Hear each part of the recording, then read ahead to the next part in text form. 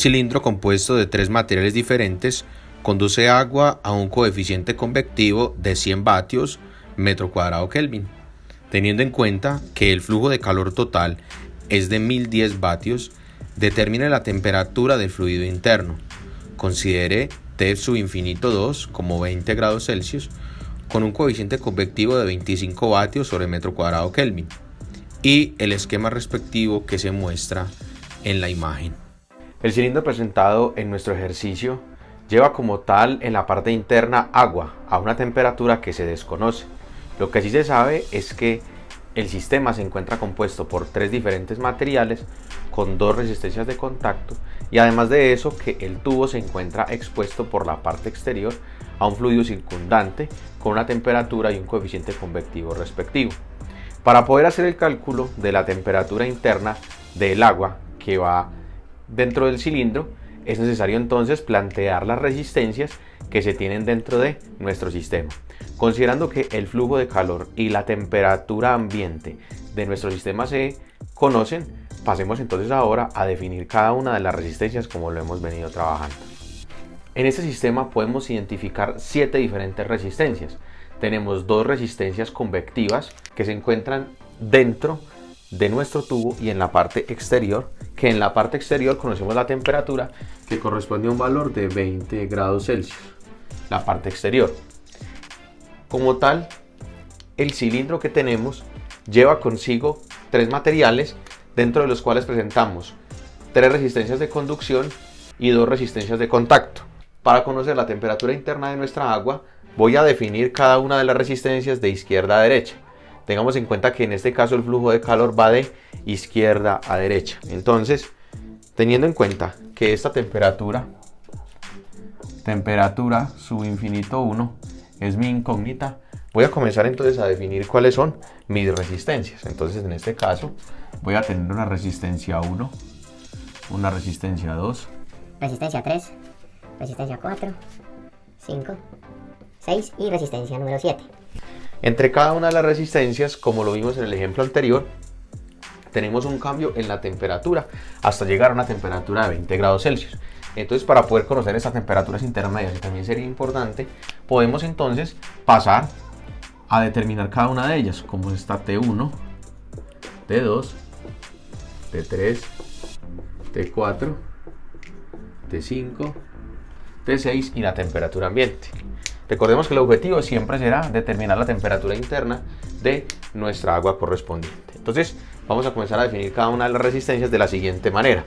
Entonces, en primera instancia, tenemos una resistencia número 1 que corresponde a la convección interna dentro de nuestro tubo. Por lo tanto, que R1 es igual a 1 sobre H1 por el área 1. El área 1 corresponde a la parte interior de nuestro tubo. Entonces, definiendo el área 1 en nuestro sistema va a corresponder a 2 pi r 1 l. Este dato lo vamos a necesitar para poder hacer la solución de nuestro ejercicio respectivo. Nos encontramos luego con una resistencia número 2, donde esta resistencia número 2 es una resistencia conductiva a lo largo de nuestro primer material. Como estamos hablando de un cilindro, la resistencia como tal va a ser el logaritmo natural de el radio 2 sobre el radio 1 sobre 2 pi k, pero k del primer material, K1 por la longitud. Luego nos encontramos entonces con una resistencia número 3 que corresponde a la resistencia de contacto entre el material 1 y el material 2. Entonces se define como la resistencia de contacto 1 sobre el área 2, donde esta área 2 va a corresponder a 2 pi R2L, porque es entre la unión del primer y segundo material. Para nuestra cuarta resistencia, la resistencia número 4, se tiene lo siguiente. Se tiene que hacer la conducción a lo largo de nuestro segundo material. Por lo tanto, será el logaritmo natural de R3 sobre R2 dividido 2 pi por la conductividad del segundo material, la conductividad 2 por la longitud. La resistencia número 5 será entonces la resistencia de contacto entre el material 2 y el material 3. Por lo tanto, será una resistencia de contacto 2 sobre el área 3. ¿Dónde está área 3? Esta área 3 será simplemente 2pi R3L. ¿Por qué con R3? Porque en R3 es donde se lleva a cabo la unión de los materiales. La resistencia número 6 será entonces la resistencia conductiva a lo largo de nuestro tercer material. Por lo tanto, será el logaritmo natural de el radio 4 sobre el radio 3 dividido 2pi K3L. Y tenemos entonces finalmente nuestra resistencia convectiva en la parte exterior de nuestro cilindro compuesto, que será entonces 1 sobre H2 por el área 4, donde el área 4 corresponde entonces a 2pi R4L, el área externa de nuestro cilindro compuesto. A partir de estas 7 resistencias y teniendo en cuenta que nuestro sistema es en forma de serie, entonces podemos definir el flujo de calor completo dentro de nuestro sistema, porque resulta que con el flujo de calor podemos conocer la temperatura interna de nuestra agua realizando un balance desde la parte interior hasta nuestro medio exterior. Entonces podemos decir de manera general que el flujo de calor total de nuestro sistema será un delta T sobre la suma de las resistencias, donde el delta T va a ser entonces T infinito 1 menos 20 grados Celsius sobre la sumatoria de las resistencias, donde en el denominador tendremos entonces las 7 resistencias, que corresponde a R1 más R2 más R3 más R4 más R5 más R6 más R7. De esta manera entonces, como conocemos el flujo de calor y las resistencias las podemos conocer porque tenemos las características de nuestro material, pasemos entonces ahora a nuestro software ES y planteemos la forma en la cual podemos dictaminar la temperatura incógnita de nuestro sistema. Para determinar las temperaturas intermedias, es decir, T1, T2, T3, T4, T5, T6, recuerden que podemos decir que el flujo de calor es igual a un delta T sobre la resistencia respectiva, donde recordemos que la temperatura comienza más caliente en la parte interior y se va enfriando hasta la parte exterior. Entonces, de esta manera se puede definir el delta T teniendo en cuenta la convención de los signos y considerando que el flujo de calor permanece constante dentro de nuestro elemento diferencial. Para comenzar el desarrollo de nuestro programa, demos entonces un nombre a nuestro ES. Recordemos que se debe hacer entre llaves o entre doble comilla. Podemos colocar como nombre ejercicio de resistencia geometría cilíndrica y vamos a ingresar primero los valores conocidos. Dentro de los valores conocidos, pues entonces podemos ingresar la longitud, que es de 100 centímetros, y convertirla por ejemplo a metros para hacer unidades consistentes. El radio 1, que corresponde a 14 centímetros, que también se puede ordenar con las unidades correspondientes hacia los metros respectivos. Radio 2, que corresponde a un valor de 16 centímetros y que se puede convertir a metros. Radio 3, que corresponde a un valor de 19 centímetros y que se puede convertir a metros. Radio 4, que corresponde a 21 centímetros y se puede convertir a metros respectivamente. Luego de ello entonces se definen las conductividades respectivas de los tres materiales: conductividad 1 de 20 vatios metro Kelvin, conductividad 2 de 0.6 vatios metro Kelvin, conductividad 3 de 0.4 vatios sobre metro Kelvin. Luego podemos definir los coeficientes convectivos respectivos, siendo el coeficiente convectivo interno de 100 vatios sobre metro cuadrado Kelvin y el segundo de 25 vatios metro cuadrado Kelvin.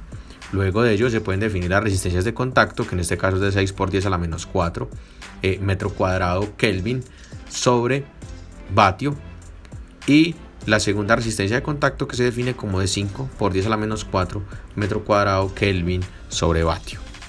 Posterior a ello, entonces podemos pasar a definir las áreas correspondientes. Área 1, que va referida al radio 1, área 2, que va referida al radio 2, área 3 que corresponde al radio 3 y el área número 4 que corresponde a la parte exterior de nuestro tubo, por lo tanto se refiere al radio 4. Luego de ello se pueden definir las funciones respectivas para nuestro sistema, que corresponden a la resistencia 1, que es la resistencia convectiva, resistencia 2, que es la resistencia conductiva a lo largo del primer material,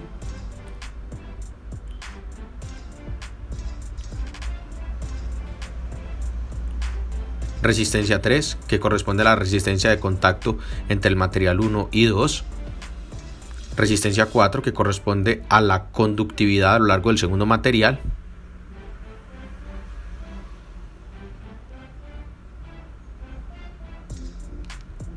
resistencia 5, que corresponde a la resistencia de contacto entre el segundo y tercer material, resistencia 6, que corresponde a la resistencia conductiva a lo largo del tercer material, y finalmente se tiene la resistencia convectiva en la parte exterior de nuestro sistema, como la resistencia número 7. Luego de ello se puede definir entonces el flujo de calor respectivo, que será simplemente la diferencia entre la temperatura infinito 1, que es la temperatura interna, menos 20 grados Celsius, que corresponden a la parte exterior, más las resistencias respectivas. Resistencia 1, resistencia 2, 3, 4, 5, 6 y 7.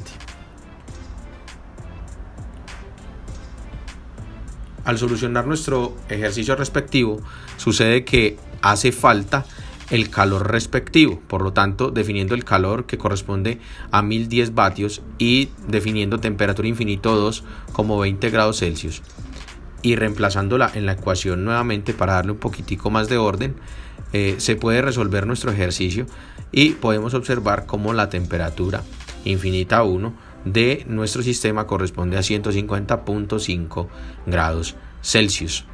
Si quisiéramos ahora determinar las temperaturas internas, se pueden aplicar entonces las igualdades del flujo de calor entre el delta T sobre R. Para nuestra primera temperatura tenemos que T sub infinito 1 menos T1 sobre R1 es igual al flujo de calor. Para la temperatura 2 de manera similar, pero teniendo en cuenta la resistencia 2. Para la temperatura 3 de manera análoga, como se ha venido trabajando, considerando temperatura 3, y así sucesivamente hasta lograr determinar las 6 temperaturas respectivas. La última ecuación, que corresponde a la resistencia número 7, no se tiene en cuenta porque en este orden de ideas se haría como si fuese una ecuación dependiente, por lo tanto el sistema quedaría mal condicionado para ello y sobrarían ecuaciones. Entonces, de esta manera se puede resolver nuestro ejercicio rápidamente. Como se puede observar, entonces tenemos la temperatura 1, temperatura 2, 3, 4, 5 y 6 respectivamente dentro de nuestro sistema, dando por terminado entonces el cálculo de nuestro ejercicio para coordenadas cilíndricas.